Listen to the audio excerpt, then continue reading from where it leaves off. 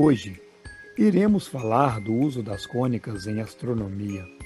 E como exemplo, podemos observar o cometa Lulin, que foi descoberto por um estudante chinês em 2007 no Observatório de Lulin, em Taiwan.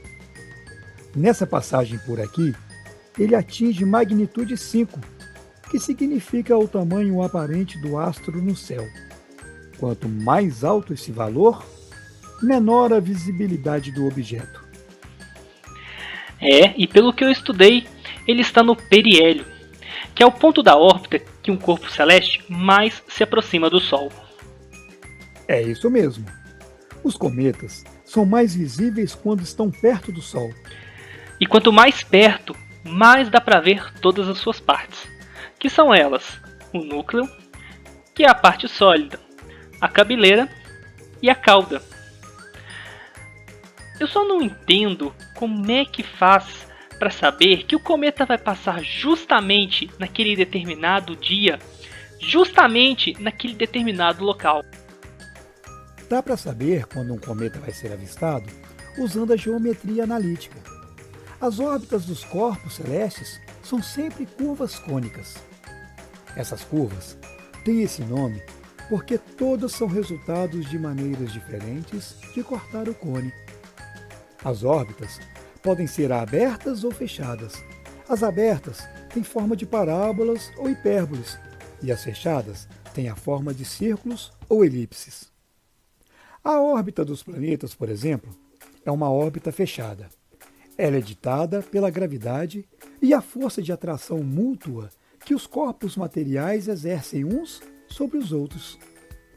A órbita dos planetas em torno do Sol é levemente elíptica. E entender a mecânica dos corpos celestes sempre foi um desafio para a humanidade, não é mesmo? É verdade. Ao longo do tempo, astrônomos e matemáticos como Copérnico, Galileu e Kepler criaram vários modelos planetários com base nos dados disponíveis até então. Copérnico, por exemplo, no século XVI, formulou a teoria heliocêntrica. Se acreditava que o movimento natural era um movimento circular e, por isso, os planetas deveriam seguir esse tipo de trajetória em volta do Sol. Foi exatamente no ano de 1969 que o matemático alemão Johannes Kepler descobriu que cada planeta descreve uma elipse de que o Sol ocupa um dos focos. Os movimentos dos astros foram descritos de várias maneiras, desde a composição de vários círculos até modelos complexos, intricados, envolvendo sólidos que se encaixavam. E se os modelos funcionassem, tudo certo.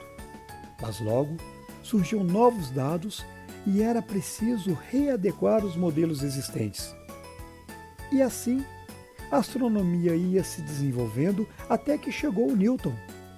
Foi a partir da lei de Kepler que Newton, aplicando-lhes o seu cálculo diferencial, concluiu a lei da atração universal, verificando ainda que os satélites efetuam também uma órbita elíptica em torno do seu planeta. Por exemplo, a órbita da Lua, que descreve uma trajetória elíptica da qual a Terra é um dos seus focos.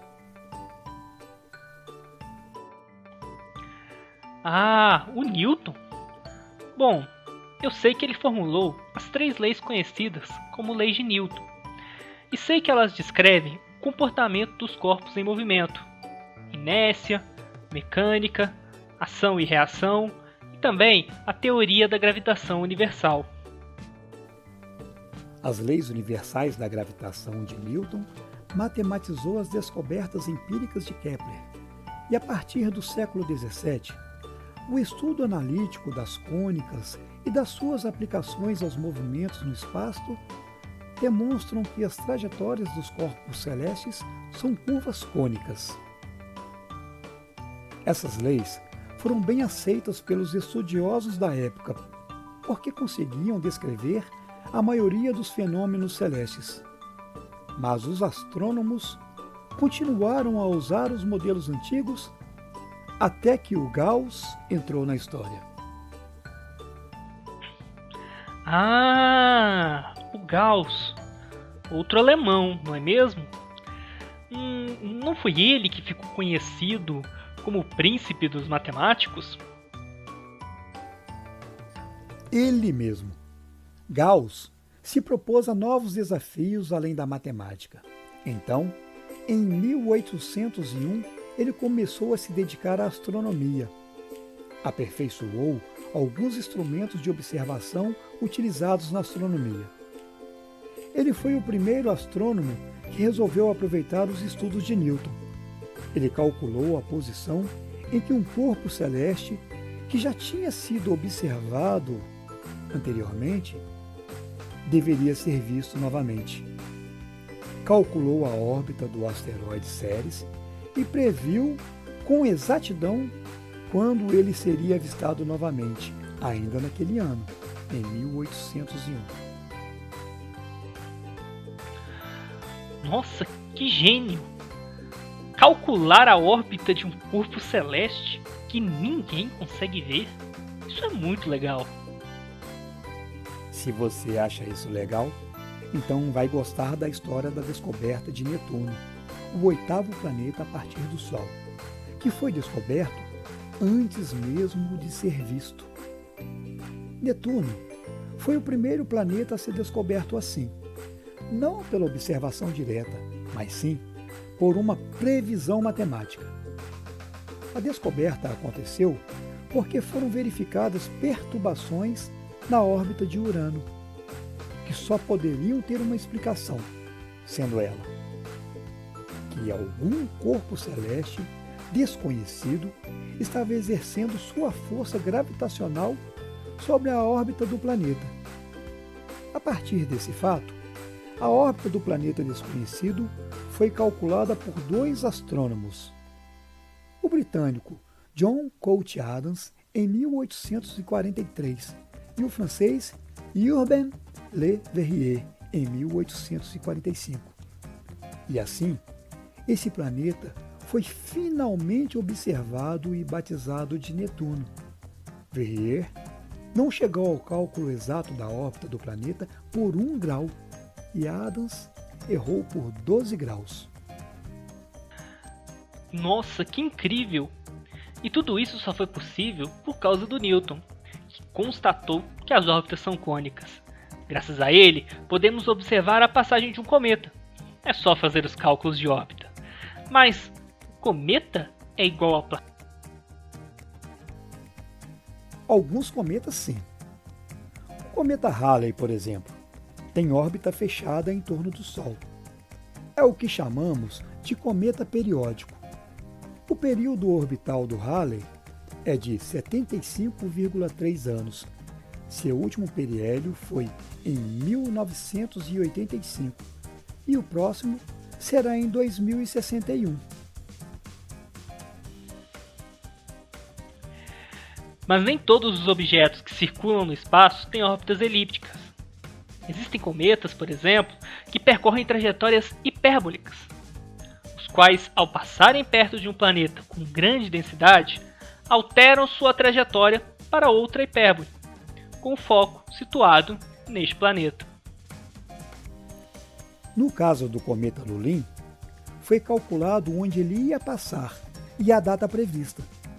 Esses cálculos chegaram ao resultado de que ele poderia ser visto a cerca de 1 grau ao norte da constelação de Virgem no dia 18 de fevereiro, e no dia 23 de fevereiro ele poderia ser visto a 2 graus a sudoeste de Saturno. Mas espera, o grau não é uma medida de ângulo? Assim, ele também pode ser usado para medir distâncias?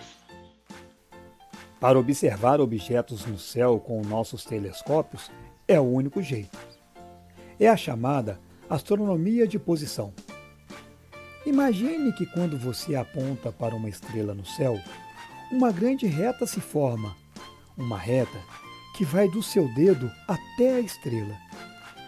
Todos os pontos dessa reta imaginária estão na mesma direção, no espaço, mas a que distância? Não dá para saber, não é mesmo? Olhando daqui da Terra, só dá para determinar a direção. E nessa direção pode ter várias estrelas com distâncias diferentes uma das outras. Exatamente. Só que para quem está observando o céu daqui da Terra, a distância não interessa. Apesar de sabermos que existem 3 dimensões, nós temos uma visão chapada, em 2 dimensões, sem profundidade, só com altura e largura. Para o observador na Terra, a distância, ou seja, a profundidade, não pode ser verificada. A esfera celeste é como se fosse um globo imaginário com um centro no observador. Dessa forma, independente das distâncias, dá para a gente determinar a posição dos astros como se todos estivessem colados, juntinhos, nessa cúpula imaginária.